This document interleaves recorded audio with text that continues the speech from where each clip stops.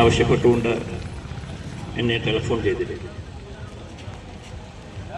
Advocate സുചിത്രയ്ക്ക് ഒരു സംശയമുണ്ടായിരുന്നു, ഞാൻ ഈ പരിപാടിയിൽ പങ്കെടുക്കുമോ? ഞാനൊരു ഡോക്ടർ കൂടിയാണ്, അതുകൊണ്ട് ഞാൻ ഈ പരിപാടിയിൽ പങ്കെടുക്കുമോ എന്നുള്ള ഒരു സന്ദേഹം അഡ്വക്കേറ്റ് സുചിത്രയ്ക്കുണ്ടായിരുന്നു. ഞാൻ ഈ പരിപാടിയിൽ പങ്കെടുക്കുന്നത് ഡോക്ടർമാരെ പ്രതിനിധീകരിച്ചുകൊണ്ടും അതോടൊപ്പം തന്നെ ഇപ്രകാരം ഡോക്ടർമാരുടെയോ മറ്റു ജീവനക്കാരുടെയോ അല്ലെങ്കിൽ നമ്മുടെ സംവിധാനത്തിൻ്റെയോ നമ്മുടെ ആരോഗ്യ സംവിധാനത്തിൻ്റെയോ ന്യൂനതകൾ കൊണ്ട് ദുരിതം പേറേണ്ടി വരുന്ന അല്ലെങ്കിൽ ജീവഹാനി സംഭവിച്ച അനേകം പേരോടൊപ്പം ചേർന്നുകൊണ്ടാണ് ഞാൻ ഈ പരിപാടിയിൽ പങ്കെടുക്കുന്നത്. ഡോക്ടർമാരോട് ഒപ്പമാണ് ഞാനെന്ന് പറയുമ്പോൾ നമുക്ക് ആരോഗ്യ രംഗം, അത് പൊതുജന ആരോഗ്യ മേഖലയായാലും സ്വകാര്യ മേഖലയായാലും ഇന്ന് വളരെയധികം പ്രശ്ന സങ്കീർണമാണ്. ചില സന്ദർഭങ്ങളിൽ അത് ജനോന്മുഖമാണോ എന്ന് പോലും നമുക്ക് സംശയിക്കേണ്ടതുണ്ട്. നമുക്കറിയാം, നമ്മൾ പലപ്പോഴും ആരോഗ്യ മേഖലയെ പറഞ്ഞിരുന്നത് ഒരു സേവന മേഖല എന്നാണ്. ഒരു സേവന മേഖലയായിട്ടാണ് ആരോഗ്യ മേഖലയെ കണ്ടിരുന്നത്. എന്നാൽ ഇന്ന് ആ ആരോഗ്യ രംഗം, അത് ഹെൽത്ത് സർവീസ് എന്നുള്ളത്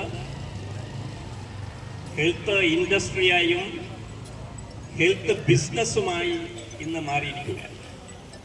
നമ്മൾ വിചാരിക്കും ഈ ഹെൽത്ത് ഇൻഡസ്ട്രി എന്ന ഹെൽത്ത് ബിസിനസ് എന്നൊക്കെ പറയുമ്പോൾ അത് സ്വകാര്യ ആശുപത്രികളെ മാത്രമാണ് ബാധിക്കുന്നത് എന്നൊരു വിഷയം നമ്മൾ തെറ്റിദ്ധരിച്ചു. അല്ല, അത് ഇന്ന് നമ്മുടെ പൊതുജന ആരോഗ്യ മേഖലയെയും ഈ വ്യവസായ വാണിജ്യ താല്പര്യങ്ങൾ നമ്മുടെ പൊതുജനാരോഗ്യ മേഖലയെയും ഇന്ന് സ്വാധീനിക്കുന്നത്, ബാധിച്ചിട്ടുണ്ട്. അതുകൊണ്ട് തന്നെ ഡോക്ടർമാർക്ക് ഇന്ന് സ്വതന്ത്രമായി പ്രവർത്തിക്കാൻ കഴിയാത്ത ഒരു സാഹചര്യം. പ്രത്യേകിച്ച് സ്വകാര്യ മേഖലയിൽ ഡോക്ടർമാരല്ല പല കാര്യങ്ങളും നിശ്ചയിക്കുന്നത് അവരല്ല.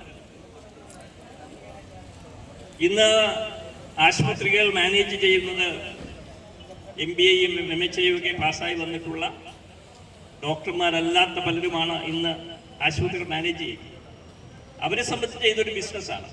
അപ്പോൾ അവർ പറയും രോഗികളുടെ എണ്ണം കൂട്ടണം, അല്ലെങ്കിൽ പരിശോധനകളുടെ എണ്ണം കൂട്ടണം, ഓപ്പറേഷൻ്റെ എണ്ണം കൂട്ടണം, ഇൻകം കൂട്ടണം എന്നുള്ളതാണ് അവരുടെ അടിസ്ഥാന ലക്ഷ്യം എന്ന് പറയുന്നത്. വരുമാനം വർദ്ധിപ്പിക്കുക. അങ്ങനെ വരുമ്പോൾ പലപ്പോഴും നീതിയുക്തമല്ലാത്ത പല കാര്യങ്ങളും ചെയ്യുവാൻ ഡോക്ടർമാർ നിർബന്ധിതരാകുന്ന ഒരു സാഹചര്യമുണ്ട്. അതിന് മാറ്റമുണ്ടാകും. ഒരു മെഡിക്കൽ എത്തിക്സിന് വിധേയമായി മാത്രം രോഗനിർണയവും രോഗചികിത്സയും നൽകപ്പെടുന്നു എന്നുള്ളത് ഉറപ്പുവരുത്താൻ നമുക്ക് സാധിക്കും. എന്നതുപോലെ തന്നെയാണ് പൊതുജനാരോഗ്യ സംവിധാനങ്ങളുടെ അവസ്ഥ. നമുക്കറിയാം, നമ്മുടെ പൊതുജനാരോഗ്യ സംവിധാനങ്ങളൊക്കെ ഒരുപക്ഷെ വലിയ ബോർഡും കെട്ടിടങ്ങളും ഒക്കെ കാണും. ഇവിടെ വരുമ്പോൾ തന്നെ നിങ്ങൾക്ക് കാണാം ഒരു 7 നില കെട്ടിടം, വളരെ ബഹുഭരണ നിരത്തിലുള്ള 7 നില കെട്ടിടം നിങ്ങൾക്ക് ഇവിടെ കാണാൻ സാധിക്കും. ഒരു വലിയ കമാനം ഒരുപക്ഷെ കാണാൻ സാധിക്കും. പക്ഷെ അതിനകത്തേക്ക് ചെല്ലുമ്പോൾ ആവശ്യമായിട്ടുള്ള ഉപകരണങ്ങളോ ആവശ്യമായിട്ടുള്ള മനുഷ്യ വിഭവശേഷിയോ ഒന്നും അവിടെ കാണില്ല. എന്നാൽ രോഗികളുടെ എണ്ണം വളരെ കൂടുതലാണ്. ഇത്രയധികം രോഗികൾ കടന്നു വരുമ്പോൾ യൂറോപ്പിലിരുന്ന് 100 കണക്കിന് രോഗികളെ ഡോക്ടർമാർക്ക് കാണേണ്ടി വരുമ്പോൾ, അല്ലെങ്കിൽ അത്തരം പരിശോധനകൾ ചെയ്യപ്പെട്ടുമ്പോൾ ഇതുപോലെയുള്ള തെറ്റുകൾ സംഭവിക്കുക മനുഷ്യ സഹജമാണ്, സ്വാധീനമാണ്. അപ്പോൾ കുറച്ച് നെഗ്ലിജൻസ് കൂടി ഉണ്ടെങ്കിൽ ഇത്തരം തെറ്റുകൾ കൂടുതലായിട്ട് വരുന്നതായിട്ട് നമുക്ക് കാണാൻ സാധിക്കും.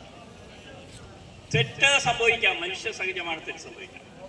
പക്ഷേ അപ്രകാരം ഒരു തെറ്റ് സംഭവിച്ചു കഴിഞ്ഞാൽ അതിനെക്കുറിച്ച്, അതെങ്ങനെ സംഭവിച്ചു എന്നതിനെക്കുറിച്ച് ഒരു വിശകലനം നടത്തുവാനും ഒരു വിലയിരുത്തൽ നടത്തുവാനും അത് വീണ്ടും ആവർത്തിക്കാതിരിക്കാൻ ആവശ്യമായിട്ടുള്ള സംവിധാനങ്ങൾ സ്വീകരിക്കും.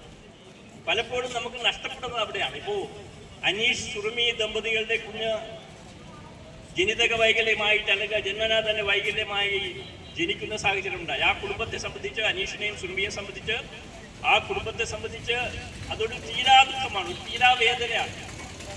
അപ്പോൾ അങ്ങനെ ഒരു തെറ്റ് സംഭവിക്കുമ്പോൾ അതിനെ നമ്മൾ ന്യായീകരിക്കാൻ നോക്കിയത്, അത് നമ്മൾ സ്കാൻ ചെയ്തിരുന്നു, അവരോട് ഉപദേശം നൽകിയിരുന്നു, അതിനെ ന്യായീകരിക്കാൻ ശ്രമിക്കേണ്ടതുണ്ട്. എന്തുകൊണ്ട് അങ്ങനെ സംഭവിച്ചു, അത് ഇനി ഒരാൾക്ക് ആവർത്തിക്കാതിരിക്കാൻ വേണ്ടി എന്ത് ചെയ്യാൻ കഴിയും എന്നതിനെ കുറിച്ചാണ് അത് ഇടപെട്ടിട്ടുള്ള ഡോക്ടർമാർ അല്ലെങ്കിൽ മറ്റ് ജീവനക്കാർ അവരുടെ ഭാഗത്തുനിന്ന് വീഴ്ച വന്നിട്ടുണ്ടെങ്കിൽ അവർക്കെതിരെ നടപടി സ്വീകരിക്കുവാൻ ഞാൻ മനസ്സിലാക്കുന്നത് ഇതിൽ ഇടപെട്ടിട്ടുള്ള ഡോക്ടർമാരൊന്നും മാറ്റി നിർത്താൻ പോലും DMO ആരോഗ്യ തയ്യാറായില്ല.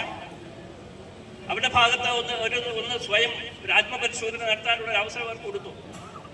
ഒരുപക്ഷെ അവരെ ഒരു കുറച്ചു നാളത്തേക്കൊന്ന് മാറ്റി നിർത്തിയിരുന്നെങ്കിൽ പോലും അവർക്ക് ഒന്ന് വിചിന്തനം ചെയ്യുവാൻ എങ്ങനെ ഇത് സംഭവിച്ചു എന്നതിനെ കുറിച്ച് ഒന്ന് ചിന്തിക്കാനും അത് വീണ്ടും ആവർത്തിക്കാതിരിക്കാനും ഉള്ള ഒരു പ്രേരണ അവർക്ക് നൽകുമായിരുന്നു.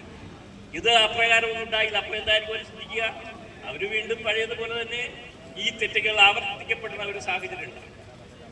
ആരോഗ്യ സംവിധാനത്തിൽ തന്നെ സേഫ്റ്റിയും ക്വാളിറ്റിയും ഇംപ്രൂവ് ചെയ്യാൻ ആവശ്യമായിട്ടുള്ള ഒരുപാട് പദ്ധതികളുണ്ട്. ഇപ്പോൾ ഓപ്പറേഷൻ തിയേറ്ററിൽ ഞാൻ ഓപ്പറേഷൻ തിയേറ്ററിൽ ജോലി ചെയ്യുന്ന ആളാണ്, അനസ്തേഷ്യ ഡയറക്ടറാണ്. ഒരു ഓപ്പറേഷൻ ചെയ്യുന്നതിന് മുമ്പ് സേഫ്റ്റി ചെക്ക് ലിസ്റ്റുകളുണ്ട്. ഞങ്ങൾ അനസ്തേഷ്യ മെഷീൻ ശരിയാണോ, എല്ലാ ഉപകരണങ്ങളും ഉണ്ടോ, ആവശ്യമായിട്ടുള്ള സജ്ജീകരണങ്ങളുണ്ടോ എന്ന് നോക്കും. എന്നതുപോലെ ഓപ്പറേഷന് മുമ്പ് ടൈം ഔട്ട് എന്ന് പറയുന്ന ഒരു പ്രക്രിയയുണ്ട്. രോഗി ഇത് തന്നെയാണോ, രോഗിയുടെ ഓപ്പറേഷൻ ചെയ്യാൻ പോകുന്ന കാലം ഇത് തന്നെയാണോ എന്നൊക്കെ ഉറപ്പുവരുത്തിക്കൊണ്ട് വേണം ഇത് ചെയ്യാനെന്നാണ്. പക്ഷേ നിർഭാഗ്യമെന്ന് പറയട്ടെ, പലപ്പോഴും നമ്മുടെ ആശുപത്രികളിൽ ഈ ടൈം ഔട്ടോ ചെക്ക് ലിസ്റ്റുകളോ ഒന്നും ചെയ്യാറില്ല. അതുകൊണ്ടാണ് കാല് മാറി ഓപ്പറേഷൻ ചെയ്യുകയോ അല്ലെങ്കിൽ ഓപ്പറേഷന് ശേഷം കൗണ്ട് നോക്കണമെന്നുണ്ട്, സർജിക്കൽ കൗണ്ട് ഉണ്ട്, എന്തെല്ലാം ഉപകരണങ്ങൾ ഉണ്ടായിരുന്നു, എത്ര ആർട്ടറി ഉണ്ടായിരുന്നു, എത്ര